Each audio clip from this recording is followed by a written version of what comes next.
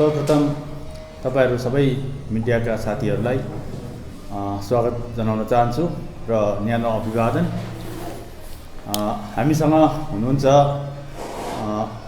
अल India Congress कमिटीका सचिव secretary हुनुहुन्छ र सिक्किम नागाल्यान्ड प्रभारी पनि हुनुहुन्छ श्री रणजित मुखर्जी र उहाँले आज तपाईहरुलाई पहिलो पल्ट सम्बोधन गर्नुहुन्छ र उहाँलाई म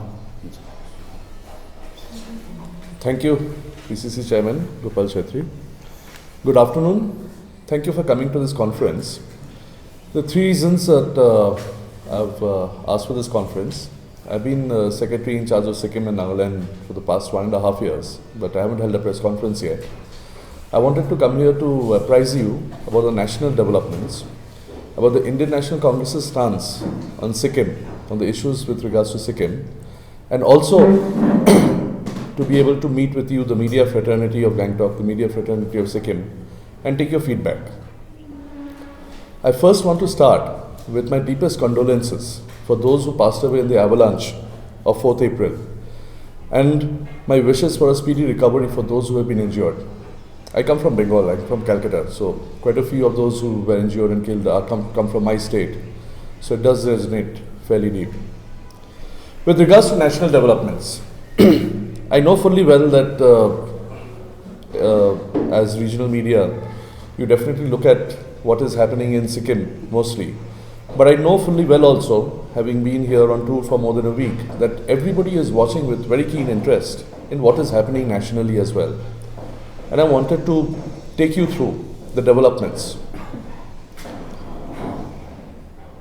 Today we had a General Assembly meeting of all the party workers in the Sikkim Pradesh Congress office at around 11 o'clock.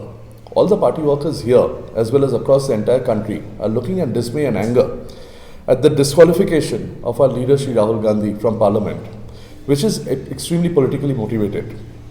The true reason behind this disqualification is the fact that he is asking the Prime Minister of this country a very simple question.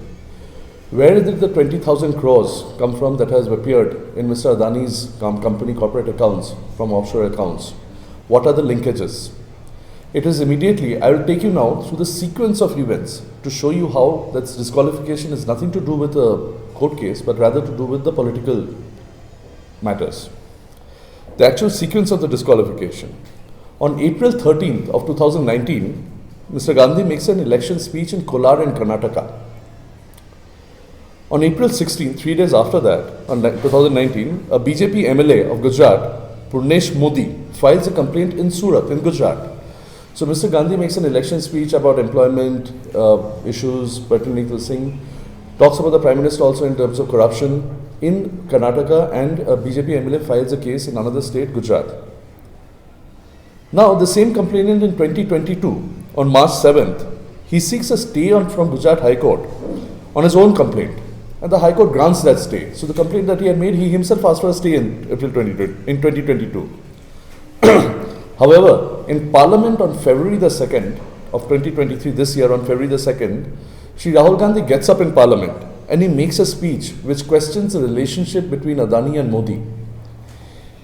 It is fascinating that immediately after that, within the week, on February the 16th, the complainant withdraws his request of stay from the Gujarat High Court. Within a week of that, on February 27th, the hearings resume in the trial court. On March 23rd, in less than a month, the trial court convicts Rahul Gandhi and hands down a conviction sentence of exactly 2 years. And within a day, the next day, on March 24th, the Lok Sabha Secretariat disqualifies Rahul Gandhi. Neither Shri Rahul Gandhi nor any Congress leader or worker across the country is afraid, and we will continue to fight this and to ask all questions regarding Adani, regarding the Prime Minister, and regarding everything surrounding the relationship. You see, it is not just a matter of a company or a corporate, it is a matter with regards to national security. Because today, the Adani empire pretty much controls all the infrastructure that relates to our national security. I say this in a very security sensitive state on the border with China. What is the demand? The demand is a joint parliamentary committee, a JPC, in the place of the Supreme Court committee. The reason is very simple. The Supreme Court's committee's mandate is very limited. It will not be able to question the Prime Minister. the way that a joint parliamentary committee will.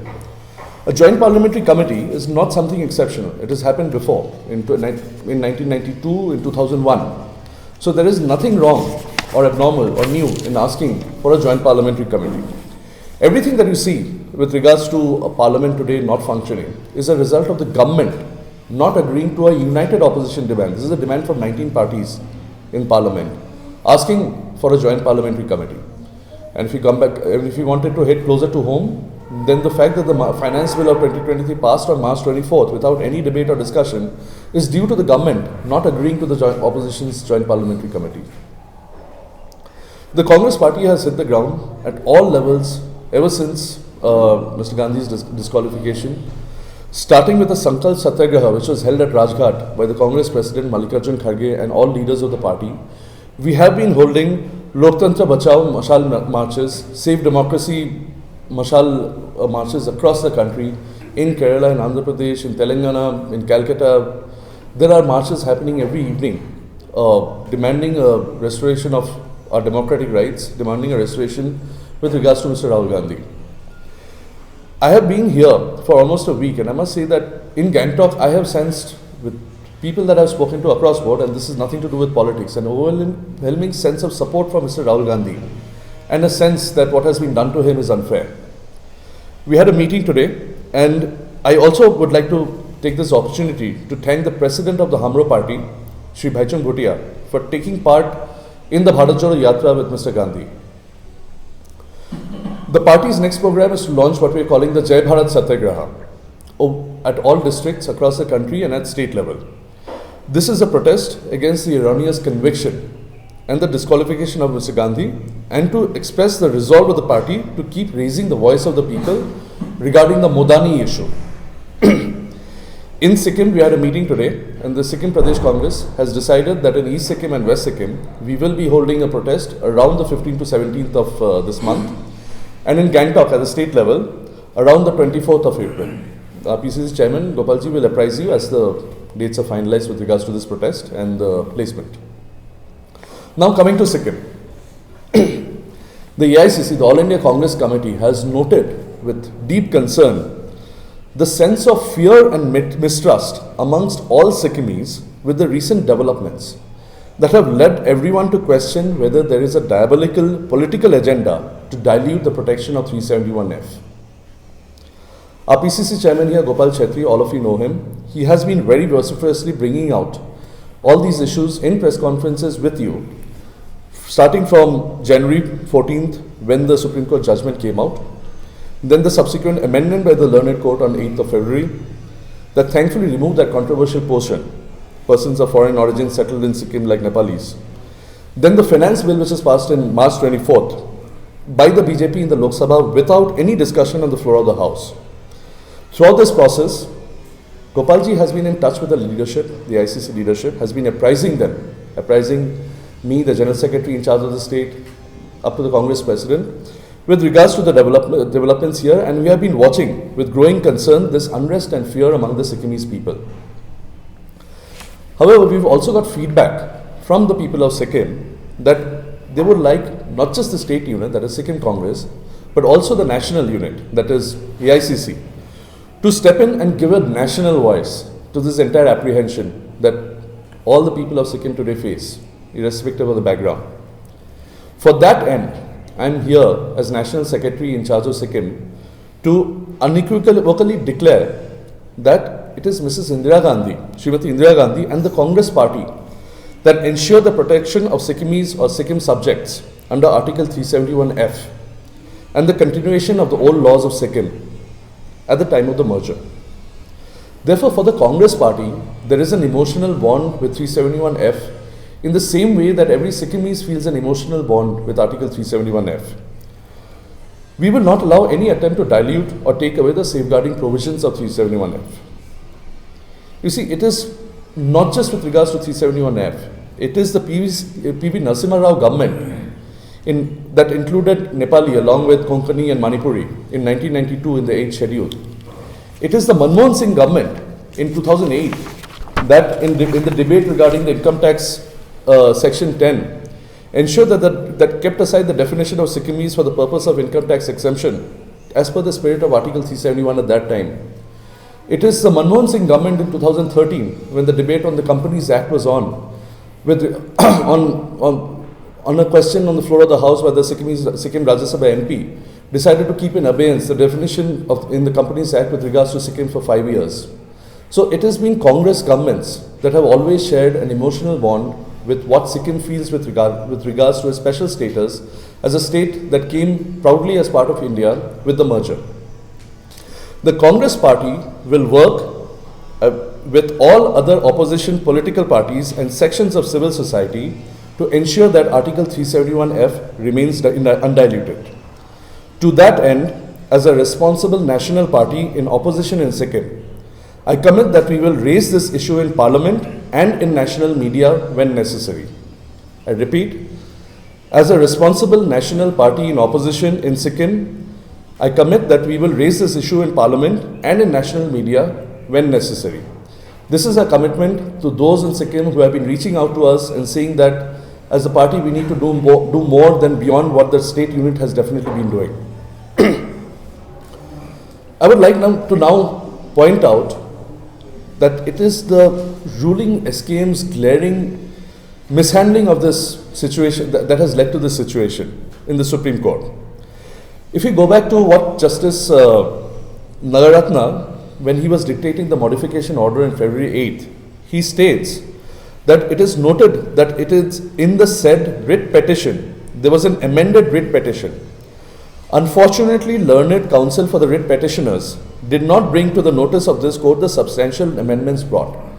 Who are the people who did not bring these substantial amendments that should have been brought in front of the court for them to have not probably made that judgment, made that sentence? It's the Advocate General for Sikkim, who basically represents the government of Sikkim, which essentially is the SKM backed by the BJP.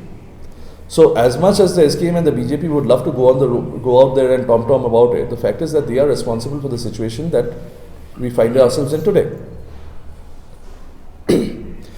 This modification order, by the way, on February 8th, which removes that sentence that has obviously offended everybody Sikkimis, is due to the writ petition of people from civil society in Sikkim. It is not due to any action of the government of Sikkim. So the SKM trying to take any sort of mileage out of this and any type of out of this is not going to work, because it is Sikkimese civil society that has saved itself, you could say. I totally therefore condemn the SKM's apathy towards the Atma of the Sikkimese people. It seems that holding on to power is the only thing that matters to them right now. I have also, after coming here, read with interest the Lok Sabha MP, Mr. Indra Subba's interview, where he attempts to put the blame on the opposition with regards to the March 24th finance bill being passed without debate. A, there is no debate happening in Parliament, not just with regards to finance bill, but for many other things, due to the government not agreeing to a JPC committee. So the onus is on the government. And as a part of the NDA, as SKM is a part of the NDA, Mr. Subba is very much part of the same government. Now, if he had, I have also checked after reading Mr. Subba's statement where he said that he was helpless, that he couldn't do anything though he was attending Parliament. I went, the Lok Sabha website, the Rajya Sabha, the Parliament of India website actually has PRS India track, which tracks every MP's activity. I went on that and I checked that Mr. Subba has actually definitely participated in 12 debates and 31 questions have been asked by him. But there has been no question from him with regards to the income tax, to the exemption in the Finance Bill 2023. The last question that has been asked by Mr. Subba is on road connectivity to the donor ministry on the 13th of February, way before March 24th. The last debate that he has participated in is a motion of thanks in the President's address, which was also in February. There has been no attempt by him to ask a question after that. Parliament has convened in session up to April 6th. Has he even sent a letter to the Finance Minister? The fact that the Finance Bill is going to be introduced on March 24th would be well known to all parliamentarians. It would have been given to them by the Secretariat. Has he asked, prior to this happening, did he send a letter to the Finance Minister saying that Madam Minister, please hold on. There is something very crucial here to my state that we need to discuss before you table it on the floor of the House. There is no such thing on record. So, honestly, while I did say before this that the Congress has the onus, Congress will raise the issue of Sikkim in Parliament, frankly speaking, it is the onus of the ruling party of the state to do so. It is the onus of the SKM to do so. It is the onus of the BJP as a partner of that ruling party by supporting the ruling party in assembly as well as being the ruling party in Parliament to do so. The onus is not on us, but we will do it as a committed national opposition party committed to the people of Sikkim.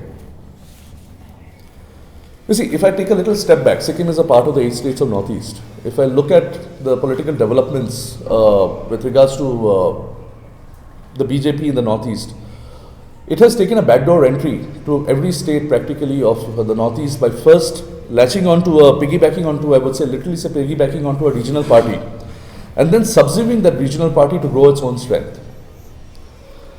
In Sikkim, the BJP and the SKM are playing a very nice game to fool the people of Sikkim. I hear the BJP state president, the Prabhari, issuing statements against the SKM, while at the same time they are the ones that are ensuring that the Chief Minister Gole is the one who is remaining in power. We all know what is the circle here. After they attack the Chief Minister will leave for Delhi, go to the BJP Central Command. Then he'll come back and get assurances from them, and he's going to come back and tell his own cadre everything is well, all is fine. And in the meantime, he is unleashing his cadre. The SKM, the Chief Minister, all the leaders of the SKM, they're unleashing their cadre in political violence on any opposition event across the state, in any opposition rally, on any opposition program. And when I say the word opposition here, I'm actually using it very loosely in terms of not just political parties, but any interest groups, like for example, the Joint Action Committee. Sikkim is now in a state that people are, unlike before, afraid to participate in political programs and political rallies if it is not of the ruling party. It has come to that. It was not like that before. Therefore, every time that the BJP is condemning political violence, it is a farce and hypocrisy at the highest level, because it is through their support to the SKM government that they are actually sponsoring it. I challenge the BJP state president and Prabhari, if you are serious about what you say, why do you not withdraw support from the SKM government? You won't do so because you know very well that over the last few months, the public have identified that your party, the BJP, is the result, is the main cause of this unrest and anxiety with regards to our identity of the people of Sikkim. And you know that they will answer you when the election comes next year in 2024. I completely condemn the political violence that has gripped the state under SKM. I went to the JAC rally in Sikkim on 8th, 3 days back. I arrived a little late and called up the organizers, who told me get out of the area immediately because of the violence. Gopalji went to the hospital after that, then he held a press conference condemning the incident. Our thoughts and prayers are with the JAC General Secretary Keshav Sapkota. We hope that he will completely recover soon. The Sikkim Legislative Assembly held a session yesterday. But honestly speaking, the people of Sikkim are losing confidence in the Legislative Assembly, considering that it consists basically of the SKM and BJP only as MLAs, and they are the originators of the present crisis. I also felt really sad and condemned the way the lone opposition MLA and veteran leader Sri Chamling was treated in Assembly. It is not the way that you practice democracy. In fact, this entire onus of going to Parliament and correcting all of this lies with them. I understand that the Chief Minister is issuing a lot of statements. Frankly speaking, the people of Sikkim, from what I see, from the feedback that we get from the ground, the feedback that I'm talking from the other opposition parties and civil society groups, the people have lost confidence in everything that the CM is saying in Assembly, because what the SKM hoodlums are doing on the road, the goons who are attacking anybody in opposition, and what he is saying in Assembly, the tone and the tenor are completely different. It's almost like two people belong to the people of the cadre of the SKM and the Chief Minister belong to two different parties, the way they're going about it. As a responsible opposition party, we will support, of course, whatever it takes to uphold 371F. And that includes anything that the ruling party would put forward in terms of asking us in the opposition. I would also, at the end, like to point out that all of this is allowing the SKM government to conveniently make people forget that there is an abject lack of governance and a huge increase in corruption over the last 4 years. Roads, electricity, employment, Sikkimis are suffering at all levels, and we must bring back to the center of the political discourse, of the public discourse. And we can't allow the SKM and the BJP to get away with hoodwinking the people of Sikkim. The Congress party will stand with all like-minded opposition parties and civil society groups that understand the harm that the BJP and SKM and its divisive politics is causing to the state. We may not be large in terms of numbers, but we have a voice, and we will use that voice to bring the issues of Sikkim to the national stage. Thank you. Talk about 371F only during elections. At the time, they are not worried about 371F. Only during elections, they are worried about this, and they try to promise us we'll save this and that. Only during elections. Why is that so? Well, there's no election right now for 24 months, and I'm talking about 371F.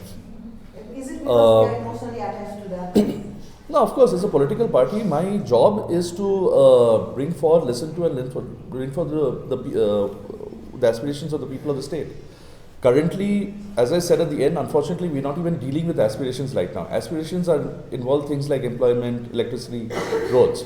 Right now, we are dealing with a severe sense of anxiety with regards to the identity. If your identity is at stake, then everything else does not matter. So, I'm not here in terms of any election. There is no election for the next till 12 months. And let's face it very honestly, I just said at the end, we may not be large in numbers. So as Sikkim Congress, we are here as a responsible national party, not here to talk about elections. And second question, yesterday we had SKM's press conference. During that conference, they have clearly mentioned that Lok Sabha Abraham Subba was not able to address the problem regarding us. It's because he was not given a chance to talk regarding that matter because nobody talked about that. And in second sitting in assembly, he will be raising the issues. That has been promised by SKM. No, absolutely. I did see Mr. Subba's statement with regards to that. So it is very convenient to talk about one specific day, one specific moment, 5 minutes in which you rush through and first of all, please understand also one thing. While we are talking about Finance Bill 2023 with regards to the income tax exemption, which matters here, it is a much bigger bill than that. We are talking about thousands and thousands of crores which are being decided in 5 minutes without discussion on the floor of the House. And what the SKM is trying to pretend is that Mr. Subba did not get a time to speak then. Yes, fine, he did not get a time, nobody got a time to speak. What about before that? What about after that? Parliament has been in session. My point to you is, Mr. Subba has participated from the PRS India track, which is on the website of Parliament, which is the track for all MPs. He has participated in 12 debates and 31 questions. None of them are regarding this issue. First of all, A, I've gone through them. B, the last question that he has asked, or the last debate that he has been taken part in, is in February.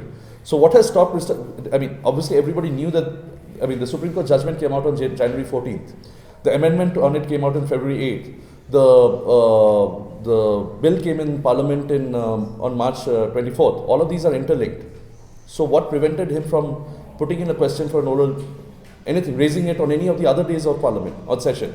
Fact is, he is on the same side as BJP and he cannot do so. He does not want to do so. All they want to do is hoodwink the people of the state. SKM claims that whatever opposition party says, these are just false statement regarding him, just to make him bad in front of the public. Whatever the statement comes from opposition party. You see, the deal with the great part about the BJP and people who are allied with the BJP is that they only know how to deal in rhetoric. They are the ones who make statements that are unsubstantiated. I am sitting here making a very factual statement with regards to the Lok Sabha MP of Sikkim and his participation in Parliament. I am not saying it because I feel like saying it. I am saying it on the basis of record of what his participation in Parliament is. I am asking that if you were so concerned, then from January 14 to approximately, I think the last record that is up in Parliament on the website is April 6th. Where is your participation with regards to asking a question on this? There is no such question on Sikkim. My last question, sir.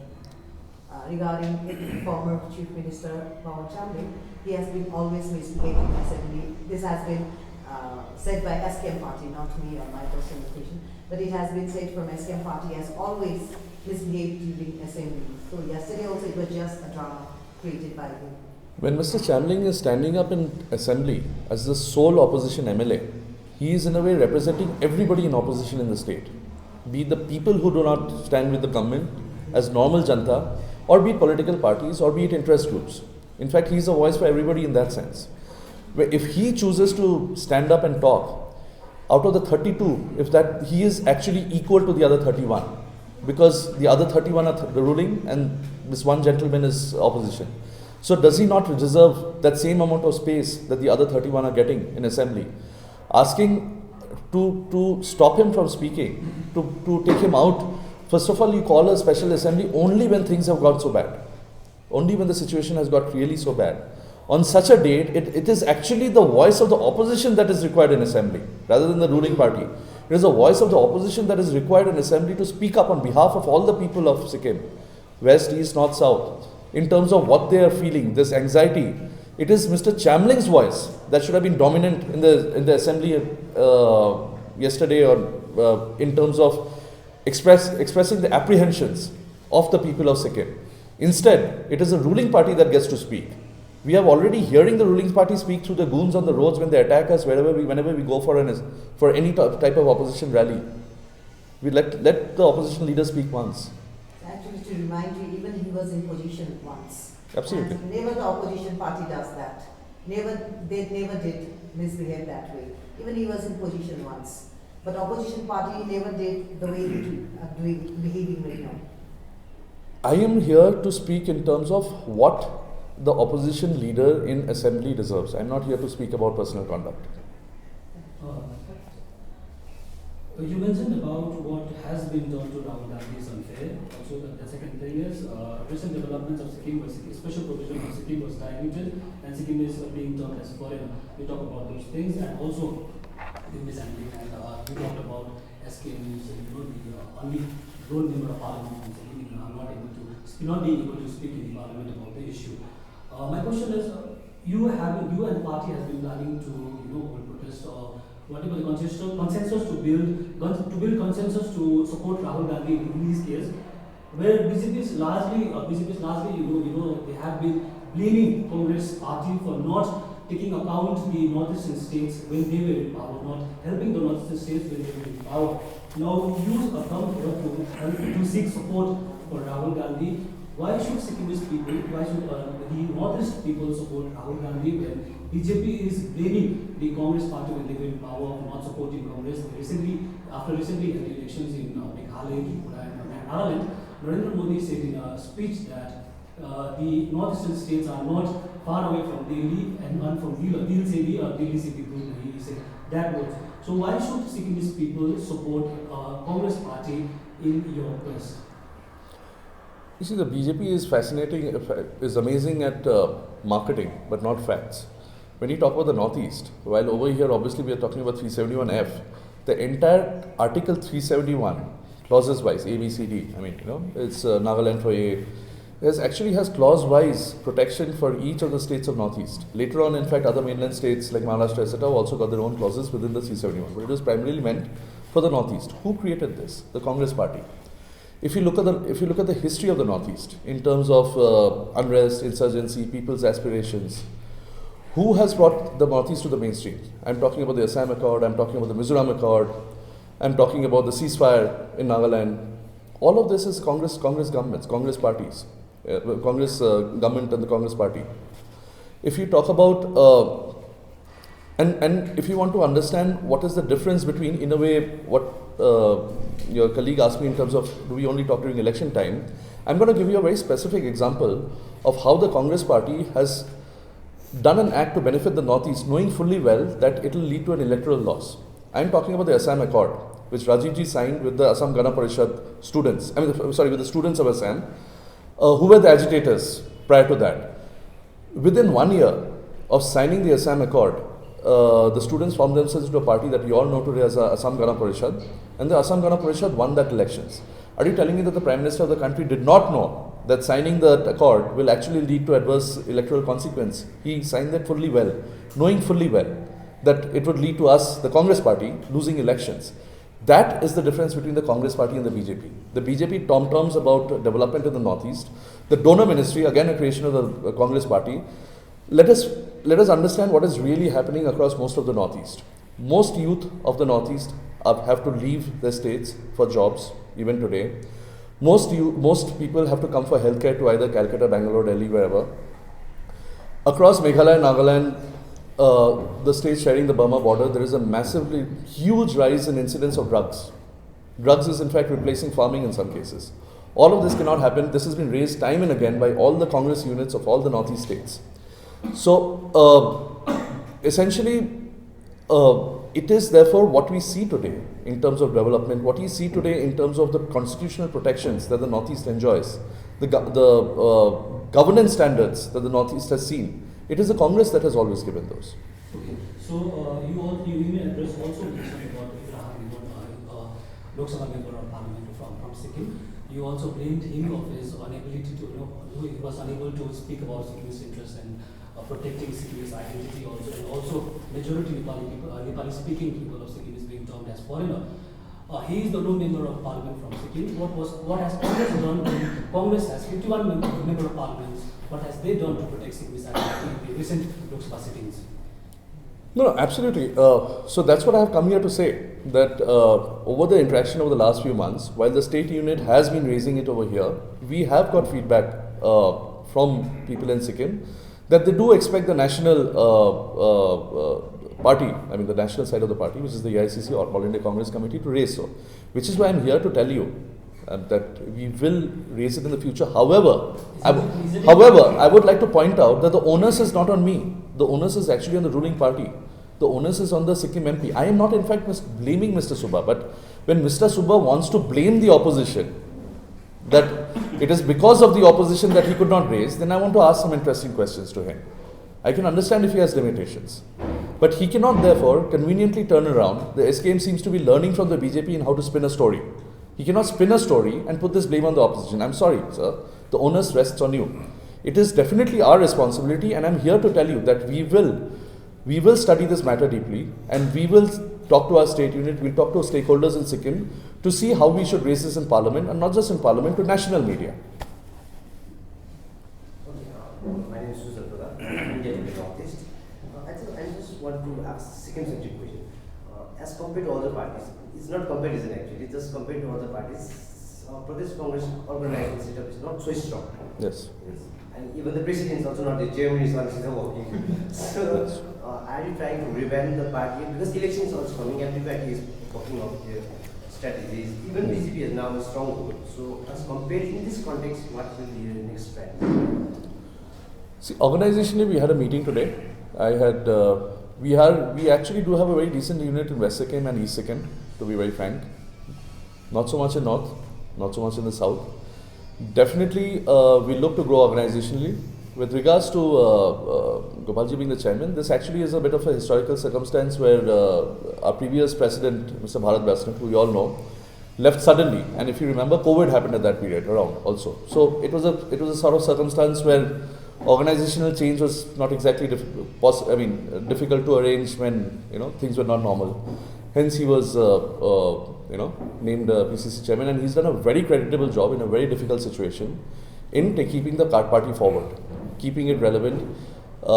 People here talk to me a lot about his press conferences, and I agree with you that the Congress party does need to hit the ground also. We are in talks. Like I said, we did land up on April 8th. I did land up on April 8th myself. Because of the attack on the JAC that we could not participate, otherwise we would have participated. I am in talks. I am in talks with other opposition leaders for better coordination, so that we can coordinate and help them better, and they can probably help us better. You see, as a national party, there is one thing that we can provide which can be of great value to everybody in opposition here. We do have a voice. We have a voice. We have a national voice, and we are ready to use it to help the opposition in the state. Sorry, since you mentioned about Bharat Basnet, when Bharat Basnet resigned, he precisely said that the National Party is not listening to the state's voice. That was the main allegation he leveled while resigning from the post. So, how do you take this? Because National Party doesn't listen to the state president or chairman. That's the main contention. You see, a national party is ultimately composed of all its state units. Even me I may be a national secretary, essentially I'm a politician from Bengal belonging to the Bengal state unit. So it is definitely an interplay of national and state. Obviously, as a national party, we have to take into account the interests of all sections of society. A regional party can get away with taking into account the interests of only one section of society. A regional party may come across, may only take care about a particular part. For us as a national party, we have to take into account everybody, that everybody's interests go along.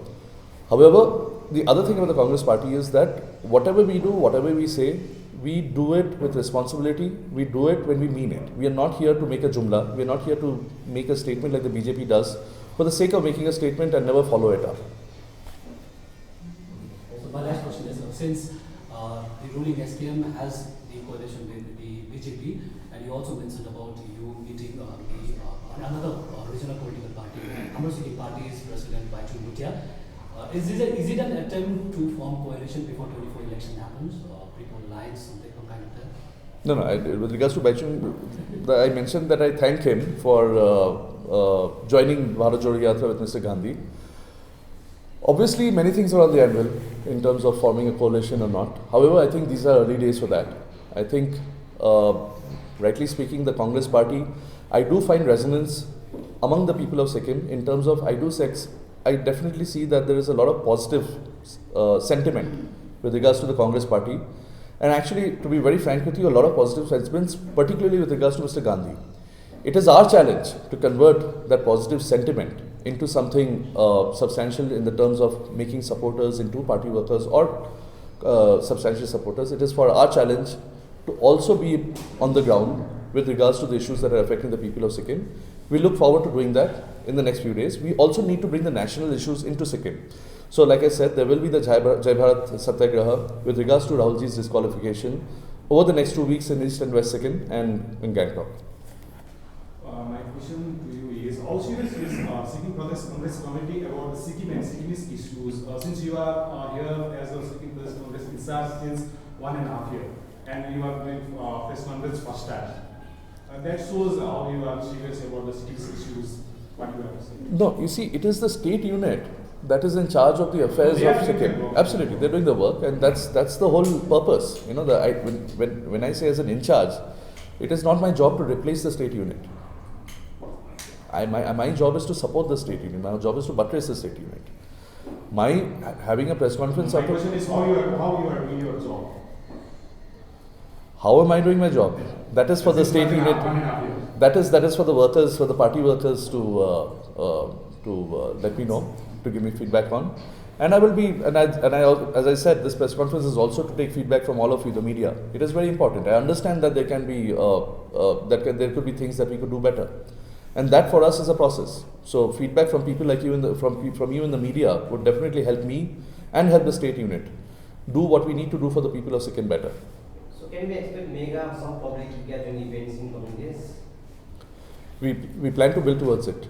I definitely plan to have national leaders of the Congress party visiting Sikkim. Personally, for me, what I look at the aspirations of Sikkim, I do plan to go back to Delhi and request that AICC leaders, when I say AICC leaders, I mean our senior leaders, you know, the senior strata, that they do come to visit Sikkim and talk about the issues that affect Sikkim.